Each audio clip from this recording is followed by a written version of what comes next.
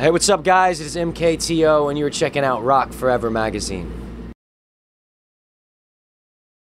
Hey guys, it's Tori from Rock Forever magazine, and I'm hanging out with MKTO today. Yes, hello, hello. How are you guys doing? Deja vu, man. It's doing great, doing great.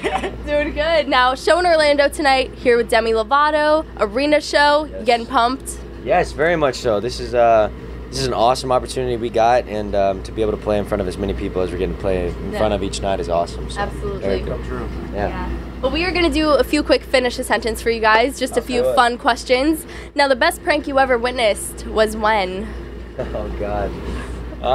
You have a lot up your sleeves? Well, I think when I was in, I mean, we have a lot of pranks we do on the road, but I think there's a lot, because like when I was a senior, you had your senior pranks, and I don't know necessarily if it was the best prank, but at the time the kid was known as the king of pranks, and basically there was a pile of manure that literally dropped on his car, and it filled his car, it ruined his car. I had nothing to do with it, but I thought it was funny because he was the king of pranks. Nasty. That's so gross. If anybody ever did that to me. Yeah, no, it'd be bad because you're gonna get out the smell either way. So yeah. That's horrible. Yeah. Anything you'd like to add to that? No, Any others? That's probably that'll take the cake right there. Like, I've asked this question a few times and I've never heard of a more disgusting prank. Yeah. Like, it's brilliant. Yeah, that's the Texan prank for you.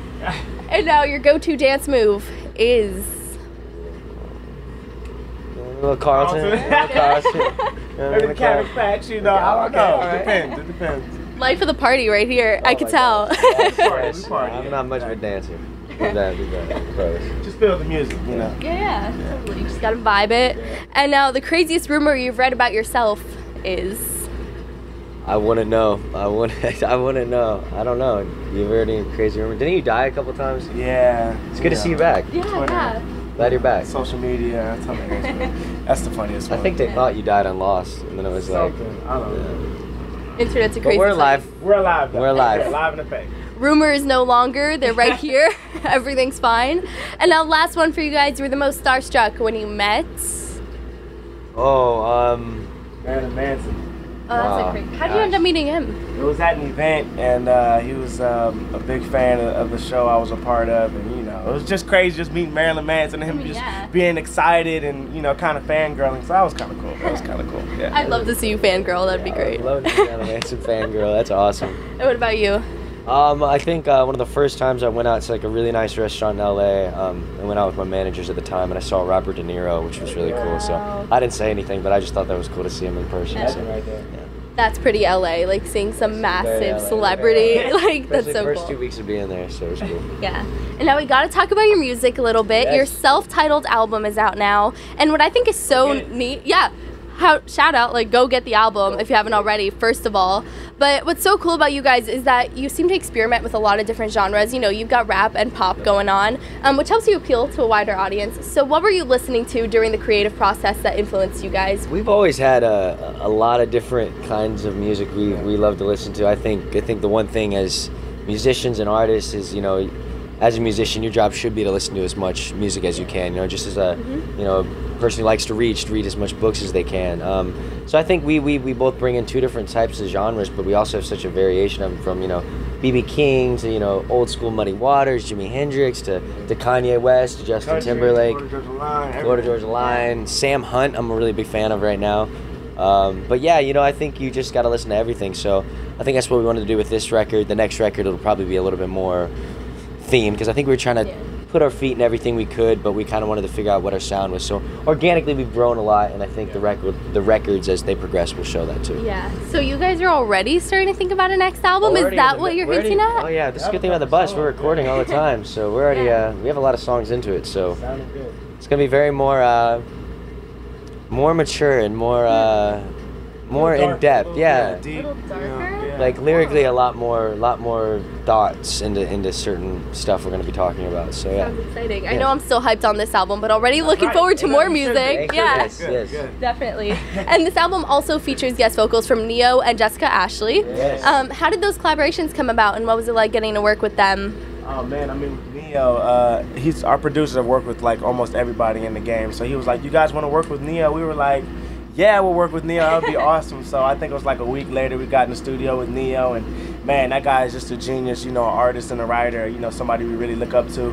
And probably took him about less than an hour to write the song, Could Be Me, and it was just great, man, just watching him in the studio. And I think it was like 1 or 2 takes, and we ended up using that for the record. I mean, that just shows how great of an artist he is. So yeah, man, it was really cool working with him and Jessica Ashley. The song No More Second Chances was one of the first songs we actually wrote together, and you know, she was a great vocalist, and you know, she happened to be on the song, and it just worked. And that's one of my favorite songs to this day. So yeah, man, it's just so cool. We had Max Martin too, and Savin and Romney produced a record for us also on the album called Forever Until Tomorrow. So I mean, it was just really cool. We kept it in-house, but you know, we kind of used the people that were around us to, you know, make this album really special. So it was really cool. Yeah. So having so many collaborations on this album, who would you like to work with next? Like a dream collaboration?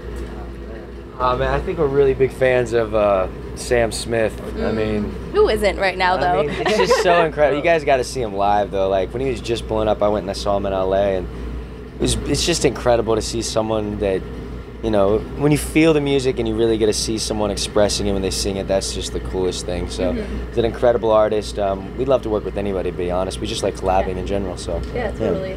You also, your latest single, American Dream, is out now, which is such a jam. But the music video also recently came out. What inspired the concept for that, and how does it tie in with the theme of the song? With this music video, you know, we've done the previous music videos we've done. You know, we've had fun. We made it about us. We've, you know, shut down Worcester Boulevard in LA. You know, we've had fun with it. With this one, I think it's more of a song that's not talking about necessarily us. You know, we have our dreams, but there's, you know, billions of people in the world with different dreams, and I think we wanted to focus on other people's perspectives. And so in the video, you have a girl that wants to be a dancer, you have a girl that's overcoming being the girl playing basketball with the guys, and, you know, crossing over, which actually it's so funny. We didn't even know this, but our first guitarist we ever had actually is the guy that gets crossed over in the video. And we didn't know he was in it. So we saw that, and that was pretty funny. But yeah, we wanted to make it more about, you know, everybody's dream and a common dream everybody has, and keep it about them as opposed to being about us. So we liked the video, yeah, but we were really happy with how it turned out. So. Yeah, definitely translated well there. Yeah. And you've experienced such major success since Classic came out. I mean, that song is all over the radio. I feel like I can't leave my house without hearing it somewhere, somehow. So what has been the most surreal moment of your career so far, just having this kind of success now? I mean, I think, you know, getting those platinum plaques, man, that was just so cool. I don't think, you know, either one of us kind of expected that, and, you know, just to get them, it was just really cool, man. And just that many, you know, zeros. Yeah, that many zeros. And even, you know, when we perform the song, it's just like we make sure everybody get ready for it. We just sing like a little bit of the hook, and everybody's just singing along. So it's just really cool, man. And it's we're just glad to be here. So it's awesome. We love it, especially in arenas, because everybody sings it, and it's awesome. And like he said, man, dreams do come true and that stuff. We never thought that. I mean, we thought each song's our baby, you know, and we hope each one does as well as it can. But we're very flattered and very thankful that everyone supported that song. So. And clearly you've reached a lot of major milestones for your career so far. Not only Classic being all over the radio, but you also had a very successful headlining tour recently, which was awesome. But now, with all of this under your belt, what brings you the most fulfillment? Man, I still think it goes back to just anytime you're performing and seeing, you know, just people singing lyrics. You know, this is something we, you know, started from us being in, at the time, a really crappy apartment in Burbank, California, recording music, putting up covers, and then to write something, you know, on a at the time, you know, a 1999 keyboard, you know, really crappy stuff, and to see people sing it, you know, that's the coolest part, and that's the most fulfilling thing and surreal thing at the same time. So it's really cool. Anything else you'd like to add to that? Yeah? You nailed it. And through my research, thanks to Wikipedia, I learned that MKTO not only stands for your initials, but it also means Misfit Kids and Total Outcasts, which I did not know. Thank you, Wikipedia, for that. So not always right, though. Don't believe everything on Wikipedia. Not everything, but that I can edit confirm. Barack Obama's Wikipedia. Don't believe everything. Oh my gosh. Well, that is true, though. Yes. Anybody can edit anything, but yes, that is a true thing. Fact. One thing we wanted to do with that is, you know, we wanted to keep it simple with the name. The name really stands for our initials, but to have a double meaning with it, just to show something that we've gone through. You know, we both had different kind of upbringings when it came to dealing with that kind of stuff. And there's, regardless of what people think, everybody has bullies. Everybody has negative people that want to come in their life and say they can't do something.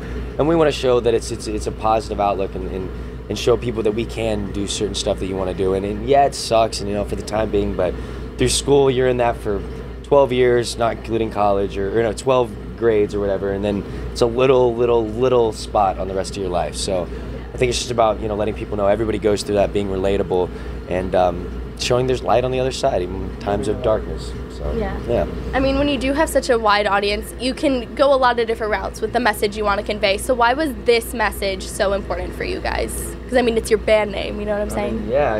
I mean, you know, I would come home after, you know, people saying we couldn't, you know, I couldn't do something at the time and bawl my eyes out. And I think it's just important. I think it's important to voice that kind of stuff. If there's anything we can get across, we like making music, but the bigger picture is, you know, people do go through this kind of stuff, and we want to help them through music, but we also want to help them through knowing that we've been through that. So it's just an important thing we wanted to put out there, and it's something we're proud to talk about. Yeah. So we all got through it.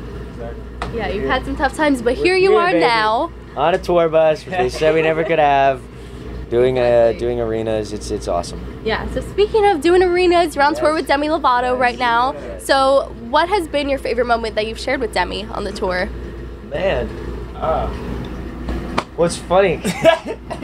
Yeah. So I've known Demi since we started on Disney together a long time ago on a show called As the Bell Rings. Reunited. And yeah, we've reunited. And it's funny because when I was younger, and we were both younger, you know, we'd go to these shows and think, you know, all the bands are hanging out backstage. It's pretty much the polar opposite. I think we've seen Demi probably twice. We met Christina, I think, the first night, but it's been a hectic schedule because like on their days off, we had to fly somewhere to go to a show. Yeah. It's so big. It's like you're busy people. We're on our bus, and half the time you're trying to catch up on hours of sleep. So, you know, we've seen. It's just, the tour's just beginning, so who knows? But yeah, it's just been fun, man. It's like a family, even though you don't really see too many people too often. But just happy to be a part of it. Everybody's awesome. Yeah. And now, also, according to your Wikipedia, you met on the show Gigantic. That is true. And I know for a fact that is true. I know for a fact that was true. That is true. But I know you guys are pursuing music full time right now, but have you thought about getting into acting again? Is that something you want to do, or? A little bit, yeah. We're just trying to time it out. I mean, one of the cool things we got to do recently, we got to play ourselves on this guest show. What was the show called? Thundermans. The Thundermans. The Thundermans on Nickelodeon. But it was just cool just playing ourselves, you know. We always get to play different people, but we actually got to play, you know, Malcolm and Tony from MKTO. So that was kind of awesome, but just doing little stuff like that. But yeah, we'd love to do a movie or something like that later down the line, but it's just about finding that time. But we love touring, so. Which we have done. Yeah. We've been on the road for 2 years. There's no time. Well, let's turn this into a fun question. What would be your dream role? Oh, dream role. Oh man, you know what I would say? We always say we want to do a movie like Bad Boys, but I would say Bad Boys meets Step Brothers meets Pineapple Express. Oh my God. What? That would be brilliant. And it's just as versatile as our record, which is out right now. Shout out. Diverse. We'll use diverse. Pick up a copy on iTunes. Yes, please. MKTO.com. Yes. Yeah. And we got so many fan questions for you guys. Yeah. Malcolm, thank you for the retweet because you brought them all in. Oh, snap. So I picked out a few to answer real quick. All right. So now Lori wants to know the first concert you ever went to. Backstreet Boys, the Millennium Concert. Yes. Awesome. Throwback. Yes. I don't even remember. First one you can remember? What was the one he said your dad took you to go see? He took me to go see.